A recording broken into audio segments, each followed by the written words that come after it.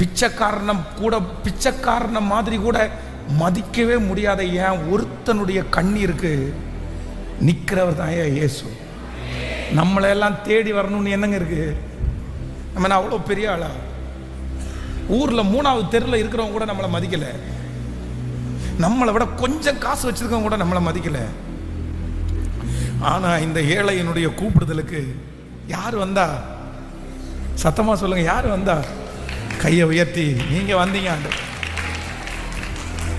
நீங்க வந்தீங்க ஆண்டவரே, நீங்க வந்தீங்க ஆண்டவரே.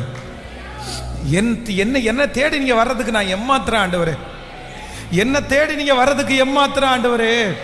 கையை உயர்த்தி சொல்லுங்க, என்னை தேடி நீங்க வர்றதுக்கு நான் எம்மாத்திரம். முழு பலத்தோட கண்களை மூடி கையை உயர்த்தி நன்றி சொல்றவங்க மனசார ஆண்டவருக்கு நன்றி சொல்லுங்க.